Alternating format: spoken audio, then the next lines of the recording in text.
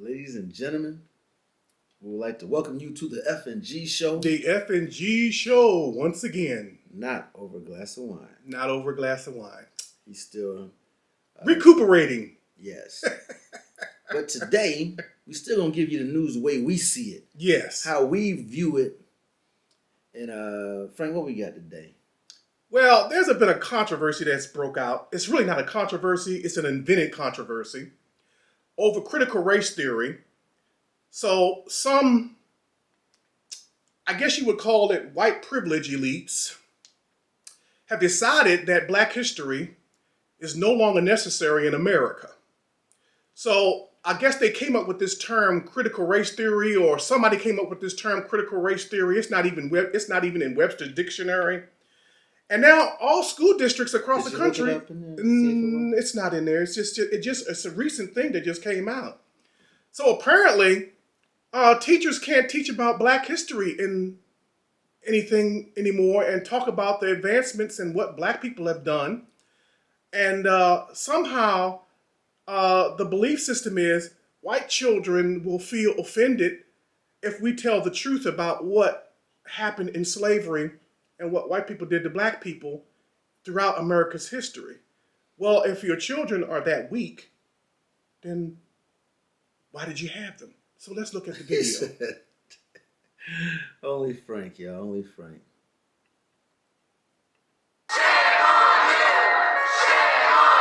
Critical race theory is more than just a... Banning the teaching of systematic racism is a perfect example of systematic racism. Now that is ignorant as all get. It doesn't make any sense, does it? No logic to it at all. It's more of an intellectual movement where people discuss the relationship between race, racism, and power. And it's something that looks at traditional civil rights. You know, a lot of these legal scholars were seeing that the gains made during the civil rights movement were stalled or were regressing. So they decided to kind of explore that and question some of the assumptions that were made during the civil rights movement. So one of those assumptions would be incremental change and gradual change or gradualism. You know, the neutrality of the Constitution. Was the Constitution or is the Constitution a neutral document? There are lots of different subsets and subgroups within critical race theory. You know, there's kind of a Native American focus. There's a Latino focus. But the funny thing about this is, you know, you mentioned earlier in your question, is that this is the new kind of boogeyman. And there's nothing new about it. It's been around for almost 50 years. Mm-hmm.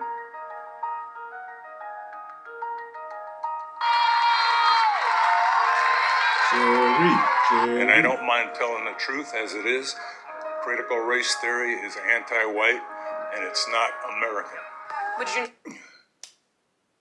Now, do you know that is the most dumbest statement in the world?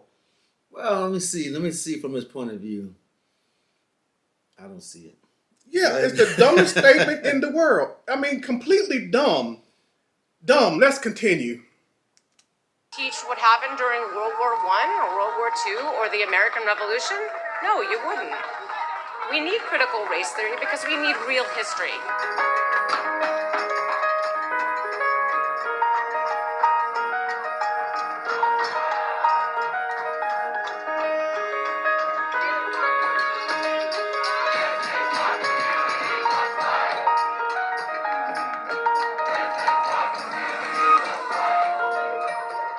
Critical race theory just really questions a lot of our assumptions.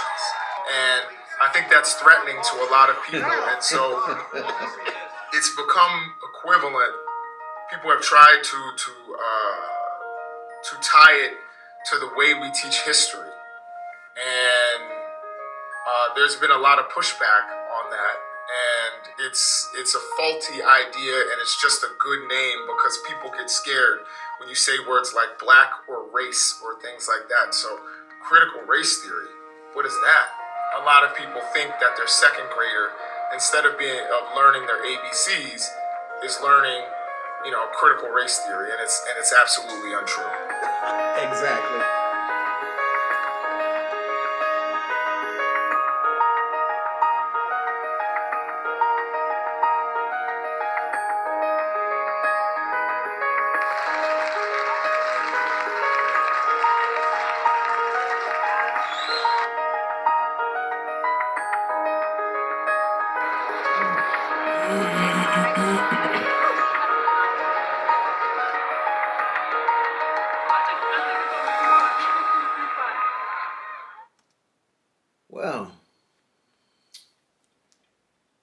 Frank got a lot to say, so I'll just say my little tidbit. I don't have a whole lot to say because I think the whole argument is just weak argument that all these white people are running around trying to be scared about telling the whole world about history. History is history.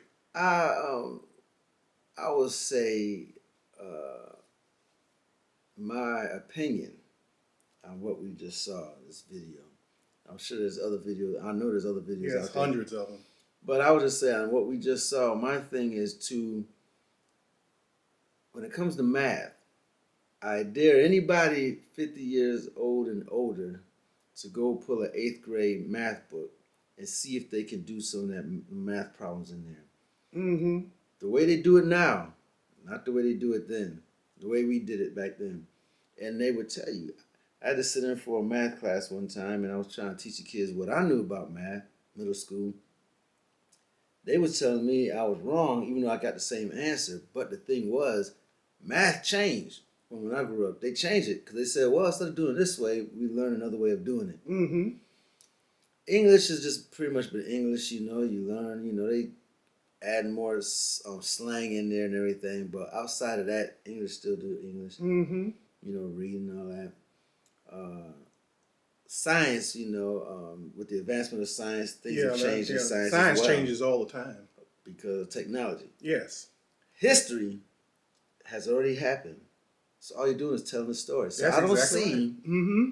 why they couldn't get, like they have, what's that when they have the big board and they have some representatives from all the countries in there and they're talking and policies and stuff and they have the flags up for everybody. Oh, you're talking about the United Nations? Yeah. Mm-hmm. Have a United Nations type forum with critical race theory. And the name sets people off right when you hear it. Because I'm sure how some white folks probably see it and be like, oh, all right. Because if it was the other way around and I heard it, why you gotta call it critical race theory? But if you take the name out of it, I would say, if you did a United Nations type setting with everybody, you have the Chinese, the Japanese, you got because Chinese, they were saying help with the railroads over here, and the Mexicans, and then you got the black folks. And Well, then, that's the part of the critical race theory. Yeah, what I'm saying. Yeah. That, and then you have the American Chinese built Indians the that was railroads. here and all that, and white folks come in. Columbus, so-called. He did not discover America. Discover America, yeah. That thing number is, has been disproven. If you get all of them, well, somebody was already here. Yeah. Discover for herself, but not in the whole. But if we all got together like that and we all sat down and said we're going to start from the beginning or wherever they want to start and go through everything. Okay, when World War I happened, what was the African American doing during that time? What was the Asian American doing at that time? What was the Hispanic? And you go through all that, put all that together. So because when I grew up, all I knew was slavery, and then next thing you know, Jim Crow era. That's all. And then next thing you know, what we doing now. Right. It didn't really tell me about what black people invented or the different things that we did outside of that. And that's the key point. They want to keep it that way. My thing is with everything changing, even with the LGBTQ and all the stuff, I don't know the rest of the letters with it, but even with them, they've been adding the things and things have been added. And even if you go back, you can see where they had impact on America too, that they wasn't really speaking on back in the day, but now it's come off of, yeah, they were there during Martin Luther King's Civil Rights March. They was part of it. Martin Luther King, he was talking. So all that kind of stuff, if we do that, there wouldn't be no argument because this is how it is. But the thing is, you can't keep things the way they are because everything changes. Time heals and time kills. What is new will soon be old. So it can't stay the same. No, history does not stay the same. History changes. History is history. Well, history stays the same because it already happened. Yeah, it already happened. And new things come along. This yeah. critical race theory is nothing more than teaching accurate history. Yes, we already know that much of the historical stuff that happened in America has been left out of the textbooks.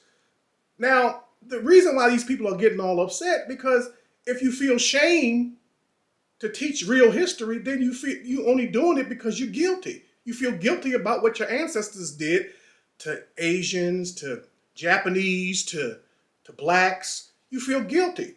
Well, why? That's not our problem that you feel guilty about what your ancestors did to us and other races around the world. That's not our problem. But all races and all peoples need to know the accurate history of what happened. What happened in slavery?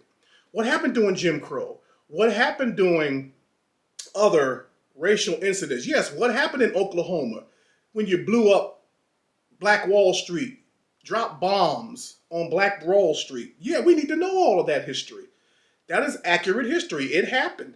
You can't change it. It happened.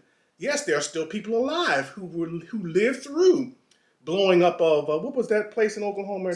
Tulsa, yeah, where black people weren't bothering anybody, and y'all decided to blow up Tulsa, Oklahoma. Why? Here's the question I have, and I wasn't even alive. Why did y'all do it, or why did your ancestors do it? Why did they do it? For what? I mean, that doesn't make any sense. Because I was gonna say, you keep trying to say, "Oh, like everybody." Like those who were involved. Why did they do it? Yeah, why? Yeah, those who were involved. Why did they do it? You, as a white person, should want to know why they did it. My understanding was, quote, my understanding was some black man whistled or looked at a white woman, and you mean to tell me you blew up Tulsa, Oklahoma over an incident, and just recently? That doesn't make any sense. But that's the history. But people don't want to know that Tulsa, Oklahoma got blew up over race. Yeah, so it is critical race theory. Yes, but I'm looking on the other side of it. I would say it's just like the Watts riots and the Rodney King riots after what happened to him, and the black folks looting their own stores and burning down their own stores, stuff like that. It's not everybody, it's the few, but the few make such an impact that affects everybody. Well, that's been going on for centuries. And so the thing is, when you go back in history, you'll see about the Watts riot, but every faction of history, African Americans was there. Yeah. The American Indian was there. Hispanics, I think they were like more so west. I'm not too sure. Some Puerto Ricans come from the east side, but they were there. That's what I would want to know. What were they doing during those times? They weren't just sitting back watching. And we were young. We didn't know better to ask for it. We just thought that's how it was. Slavery, Jim Crow era. Okay, now we're here. So that's why a lot of people say, "Hey, we're free," because they don't really know what's going on. Well, if it's left out of the history books, then you wouldn't know. So critical race theory is trying to bring accurate history up to date. So I don't see there shouldn't be no problem with just putting this together, United Nations style, and have everybody do their own research. You know that is not going to happen, right? Well, it's not going to happen. I'm just saying that's the only way that's the only way it can work. I mean, it may be, but it ain't gonna happen because you saw the video how they said we're gonna go to jail for this. Well, see, we don't worry about the people in the streets. The thing is, it's got to be up top where it matters to have those scholars, those historians, folk, all those people go back, do your history, what happened during this time, bring it back, just like they put the Bible together, bring all that stuff together, then we're gonna piece it all together. We're gonna work our way up. White folks are the only ones that really ain't got nothing to do because their stuff's already in there. Their history right there, so they ain't really got to do nothing. It's like they got the blueprint. Everybody else has got to add to there, and they can just verify. Okay, yeah, all right. And I mean that's about the best. And let the looters or let the protesters do what they want to do, but that's the only way it's gonna happen. Outside of that, well, they control the school board, so it's not going to happen. And even now, where we are, Alabama has put in legislation to forbid critical race theory teaching in classrooms. So that means you can't say anything about it. Any teacher can't say anything about race in school. You can't even. I wonder if the legislation really means that you can't even teach Black history anymore. So when all these places are passing legislation where you can't teach any Black history, then where do the students go to get their accurate history now? Yeah. Where do they go? Do they do it on their They own? gotta have to, if they want to know, and I'm sure a lot of people say that too. If you want to know the total history package, go study it for yourself. Yeah, many people are What going to you have to do gonna that. learn, you're just gonna learn what you learn and get through school. And then you're going to have to find the rest of the history on your own. Yeah, I can so- safely say that I learned more about Black history when I got to college. That's what they say. That's where they're doing it picked up. I went to a black high school, so I've learned a lot more about black stuff than the average person going through school. Mm-hmm. But the things that I've learned didn't go with the Civil War, the World War I and II, Korean War. It didn't add to that. It was just a separate African American type thing about the people, what we did. Mm-hmm. It didn't really actually say how we contributed to those main points that we learned. But anyways, that brings us to the close. And as we said before, it is time for our Black History Flashback. What we Okay, got today? you're going to pick one today. Frank want me to pick one. Yeah, you guys to pick one today. All right, ladies and gentlemen, who we have today is Elijah McCoy. I learned about him. He was born May 2nd, 1844, Mm-hmm. and he died October 10th, 1929. What did he do? Now, he was a Canadian-American inventor and engineer. He was the son of a former slave from Kentucky who escaped via Underground The Railroad Underground Railroad. all the way to Canada. Mm. Although a great financial sacrifice, McCoy's parents sent him to Edinburgh, Scotland. He studied mechanical engineering. Mm-hmm. He's noted for 57 U.S. patent, most involved the lubrication of steam engines. Oh, nice. So many of his patents, for a fraction of their worth, never capitalized on his own inventions. The devices he designed made others millionaires. So they robbed him. Made others millionaires. His oil drip cup invention was so amazing, people termed the phrase the real McCoy. I used to hear that term, and now we know where it comes Uh-huh. from. So when you something that's authentic and amazing, that's where you get the real McCoy, which now refers to something authentic, as I said, and of high quality. So when you hear the real McCoy, they are talking about Elijah McCoy. a Canadian-American inventor and engineer. And this is your critical race theory fact for today. So that is it for us here at the F&G show, Not Over a Glass of Wine. Not over a glass of wine. And we are out. We are out.